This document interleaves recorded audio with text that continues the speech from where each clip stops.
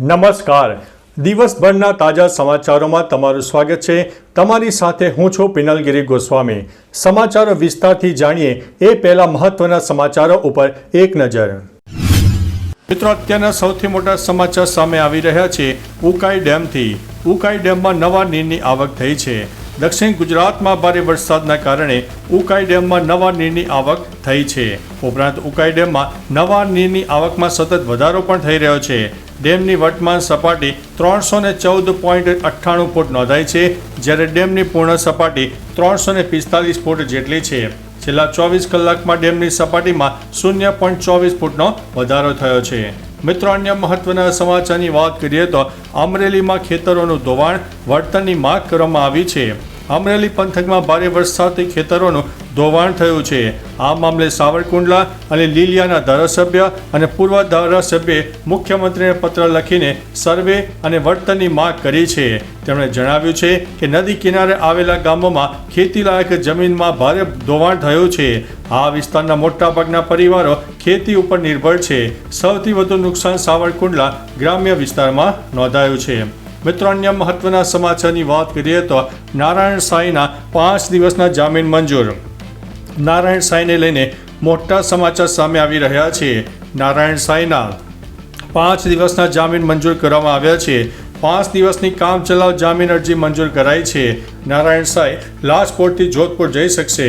5 દિવસમાં જોધપુરથી લાજપોર આવવું પડશે અને એ પણ પાછું આવવું પડશે. પોલીસ જાપ્તા સાથે જ જોધપુર જવાની મંજૂરી આપવામાં આવી છે. તમામ ખર્ચ નારાયણ સાંઈએ ભોગવવાનો રહેશે. મિત્રો, અન્ય મહત્વના સમાચારની વાત કરીએ તો ગુમ થયેલા ગુજરાતી ફિલ્મ મેકર મહેશ જીરાવાલાનું પ્લેન ક્રેશમાં મોત કન્ફર્મ છે. અમદાવાદ પ્લેન ક્રેશમાં મૃત્યુ પામેલા લોકોના DNA મેચ કરવાનું કામ ચાલી રહ્યું છે. પ્લેન ક્રેશ બાદ ગાયબ ગુજરાતી ફિલ્મ મેકર મહેશ જીરાવાલાનો મૃતદેહ પણ પરિવારને સોંપી દેવાયો છે. એક્ટિવાના એન્જિન અને ચેસિસ નંબરના આધારે વાહન ઓળખી નાખવામાં આવ્યું. CCTV અને અન્ય બીજા અનેક પુરાવા પણ એકત્રિત કરીને પરિવારને તે મૃતદેહ સાથે ફિલ્મમેકરનો જ હોવાનું મનાવવામાં સફળતા મળી છે. મિત્રો, અન્ય મહત્વના સમાચારની વાત કરીએ તો ગિરનાર રોપવે સેવા બંધ.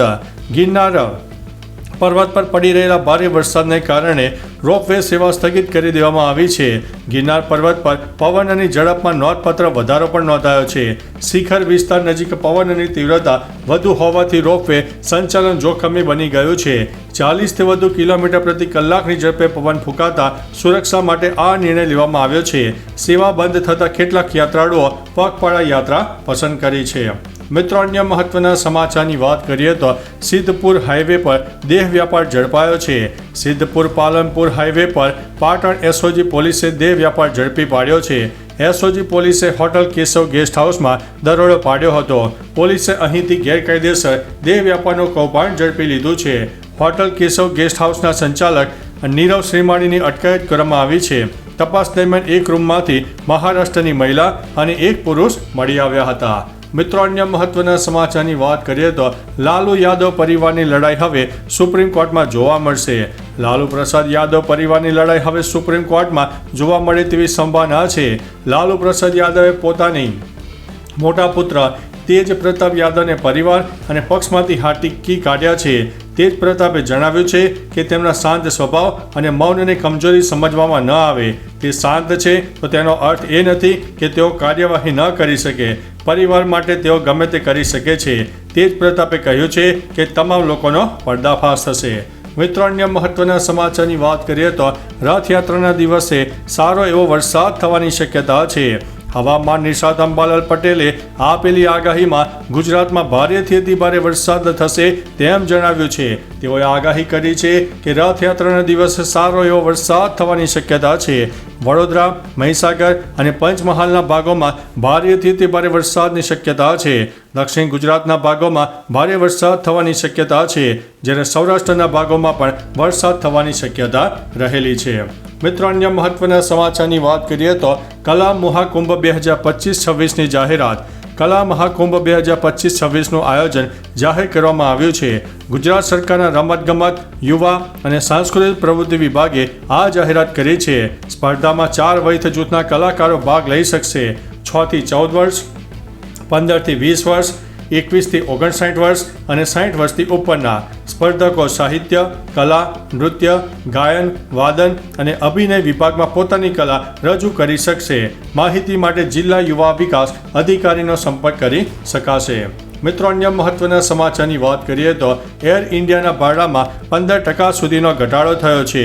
ગુરુવાર 12 જૂનના રોજ થયેલા અકસ્માત પછી એર ઇન્ડિયાના સ્થાનિક અને આંતરરાષ્ટ્રીય રૂટ પર ફ્લાઇટ બુકિંગમાં લગભગ 20%નો ઘટાડો થયો છે. ઇન્ડિયન એસોસિએશન ઓફ ટૂર ઓપરેટર્સના પ્રમુખ રવિ ગૌસેને શુક્રવારે આ માહિતી આપી હતી. તેમણે કહ્યું છે કે આ સમયગાળા દરમિયાન એર ઇન્ડિયાના સરેરાશ ભાડામાં પણ 8 થી 15%નો ઘટાડો થયો છે. મિત્રો, અન્ય મહત્વના સમાચારની વાત કરીએ તો આગામી 23 જૂનથી 3 જુલાઈ સુધી યોજાશે બોર્ડની પૂરક પરીક્ષા. ધોરણ 10 અને 12ના વિદ્યાર્થીઓ 23 જૂનથી 3 જુલાઈ સુધી બોર્ડની પૂરક પરીક્ષા આપી શકશે. ગુજરાત રાજ્ય શિક્ષણ બોર્ડ દ્વારા આગામી 23 જૂનથી 3 જુલાઈ સુધી બોર્ડની પૂરક પરીક્ષા લેવાનું આયોજન છે. 18,000 જેટલા વિદ્યાર્થીઓ પૂરક પરીક્ષા આપશે, જેમાં ધોરણ 10ના 10,445 અને ધોરણ 12માં 7,727 વિદ્યાર્થીઓ પરીક્ષા આપશે, જ્યારે વિજ્ઞાન પ્રવાહમાં 2,689 વિદ્યાર્થીઓ પરીક્ષા આપશે. મિત્રો, અન્ય મહત્વના સમાચારની વાત કરીએ તો આ સેફ્ટી ફીચર બધા ટુ વ્હીલર્સ માટે ફરજિયાત રહેશે. માર્ગ પરિવહન મંત્રાલયે ટુ વ્હીલર્સ માટે નવા નિયમો બનાવ્યા છે. હવે 2026થી ઉત્પાદિત નવા ટુ વ્હીલર્સમાં એન્ટી લોક સિસ્ટમ ફરજિયાત બનશે. ABS ભીના અને અસમાન રસ્તાઓ પર વ્હીકલને લોક કરવામાં મદદ કરે છે. ઉપરાંત ટુ વ્હીલર ઉત્પાદકો અને ડીલરશીપને દરેક નવા વાહન સાથે 2 BIS પ્રમાણિત હેલ્મેટ આપવા પડશે. આમાં સ્કૂટર, મોટરસાયકલ અને અન્ય બાઇકનો સમાવેશ થશે. તો ચાલો મિત્રો, ફરીથી દેશ અને દુનિયાના સુપરફાસ્ટ સમાચાર લઈને મળતા રહીશો. ત્યાં સુધી અમને રજા આપશો. નમસ્તે.